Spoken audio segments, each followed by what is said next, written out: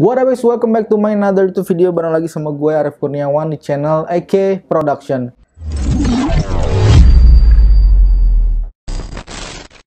Gimana kabar kalian hari ini? Semoga selalu dalam keadaan baik. Dan pada video kali ini gue bakal ngebahas sebuah pertanyaan seperti ini, dan juga seperti ini. Kalian juga sebagai penyedia jasa biasanya ada aja klien yang langsung to the point nanya berapa price listnya, berapa harga untuk membuat video ini, video itu, dan lain sebagainya. Mungkin untuk beberapa penyedia jasa videographer mereka sudah menyediakan price list tertentu, tapi enggak buat gue, karena gue ngelakuin memberikan penawaran harga kepada klien sesuai dengan kebutuhannya. Oke, gini gue gambarin. Untuk video dengan output 1 menit dan video output A 1 menit dan video output B 1 menit, itu akan berbeda harga jika kebutuhannya berbeda.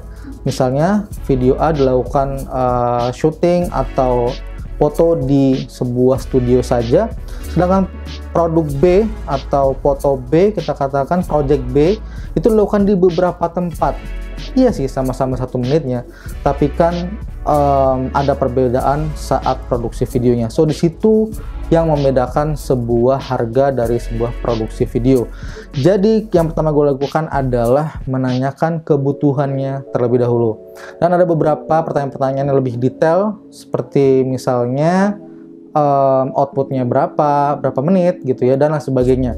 Selengkapnya gue bakal bahas di sini, so pastikan kalian subscribe terlebih dahulu channel ini dan tonton videonya sampai selesai. Oke, tanpa panjang lebar, mari aja langsung kita bahas.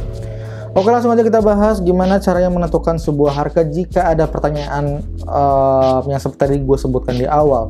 Karena menurut gue semakin kompleks membuat video akan semakin mahal, atau menyesuaikan kebutuhan, harga itu akan menyesuaikan kebutuhan dari klien.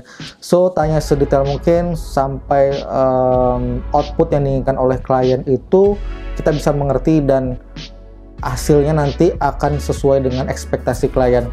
Jadi yang pertama kali gue tanyakan adalah, jika dia sebuah produk makanan, gue tanyakan makanannya seperti apa, lalu gue minta foto makanannya, dan gue akan minta dikirimkan sosial medianya untuk sedikit meriset seperti apa karakteristik dari produk tersebut. Bisa makanan, bisa fashion, bisa juga produk-produk lainnya lah ya. Ini gue contohin adalah makanan. Lalu setelah gue mengetahui gimana karakteristik si produknya, gue akan menanyakan apakah dia mempunyai referensi video seperti apa yang diinginkan.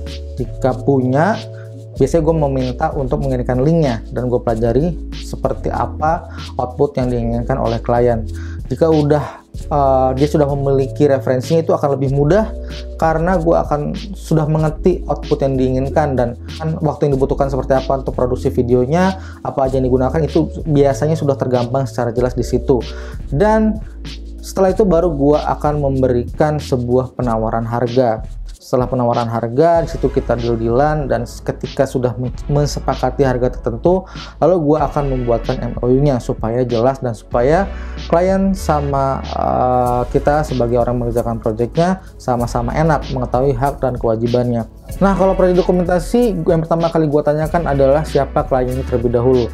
Bisa jadi perorangan, bisa jadi organisasi, bisa jadi dari UMKM, bisa jadi BUMN, korporat, dan sebagainya. Nah, dari situ kalian bisa mengklasifikasikan harganya. Misalnya contoh untuk range harga UMKM, contoh ya, misalnya mulai dari 1,5 juta itu untuk rate dasarnya. Nah, terus lu tanyakan lagi nih, ini untuk shootnya berapa lama? Biasanya kalau gue sehari dibatasi maksimal 8 jam kerja. Nah, ternyata dia caranya sampai malam. Nah, itu beda lagi harganya. Artinya ada overtime di situ. Terus lo tanyakan lagi outputnya mau seperti apa? Apakah hanya video yang sesuai yang diinginkan, tidak termasuk master videonya? Outputnya misalnya maksimal, itu biasanya gue batasin tuh maksimal 5 menit atau maksimal 10 menit. Tapi biasanya kalau untuk video dokumentasi, untuk secara keseluruhan termasuk testimoni, maksimal itu gue buat di 5-6 menit, jarang banget yang di 10 menitan. Lalu biasanya gue kasih juga pilihan untuk option misalnya video pendek yang untuk digunakan di sosial media, bisa di Instagram, bisa juga untuk Facebook dan sebagainya, untuk highlightnya. Nah, itu juga bisa jadi penambahan untuk nambahin harga jasa video kalian. Dan juga apakah ada fotonya di situ ataukah video only. Apabila ada fotonya, otomatis kalian juga harus berpartner dengan partner kalian untuk menjadi videografernya. Lalu apakah master filenya diserahkan atau enggak, itu juga akan mempengaruhi sebuah harga. Lagi apabila hanya video only, itu harganya sekian. Apabila master filenya diambil, itu ada penambahan harga sekian. Jadi masing-masing videografer itu beda-beda. Tapi jadi pastikan kalian tahu dulu kebutuhan secara detail, lalu kalian memberikan penawaran sesuai dengan kebutuhan klien gitu. Dan untuk beberapa klien yang udah pernah pakai jasa kalian, biasanya sih mereka udah mengerti, langsung aja dikasihkan best price-nya berapa. Lalu jika kalian mendapatkan klien yang emang belum pernah sama sekali, naikkan 10-20% sehingga nanti ketika dia minta nurunin harganya itu sesuai dengan yang kita inginkan. Jadi nggak ngepas banget, supaya bisa nego-negoan, deal naik turun sehingga harganya bisa sesuai dengan apa yang kita inginkan, yang emang sesuai dengan kebutuhan klien juga. Jadi ngerjainnya juga enak, klien juga ngeluarin budgetnya nggak terlalu mahal, nggak terlalu murah, ya sesuai dengan porsi kerjaan yang diberikan kepada kita penyedia jasa videografer atau fotografer atau konten yang dibutuhkan oleh klien.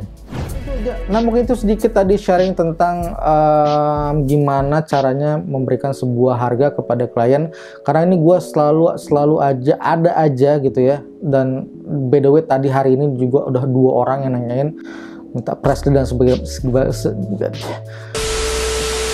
Dan seperti hari ini juga gue ngedapetin 2 pertanyaan sekaligus hari ini, berapa harganya, presnya berapa, range berapa, dan gue bingung. Mereka juga gue mau tanya dulu dong berapa range harganya deh. Gue nggak bisa ngasih range harga, takutnya kemahalan, takutnya juga kemurahan, karena gue belum tahu detail kebutuhan si kliennya. So buat kalian yang membutuhkan jasa terus ditanya-tanya kebutuhan secara detail, kasih tahu aja, karena itu untuk memudahkan kami juga untuk memberikan harga yang sesuai dengan kebutuhan kalian. Oke, mungkin segitu dulu video kali ini, semoga bermanfaat. Like jika kalian suka, share jika video ini bermanfaat. Yang belum subscribe channel ini jangan lupa di subscribe dan juga diklik like, diklik tombol notifikasinya maksud gue, supaya kalian gak ketinggalan video terupdate dari channel ini. Oke, gue Arif Kurniawan undur diri. Thanks for watching, see you in the next video and stay creative. Bye bye.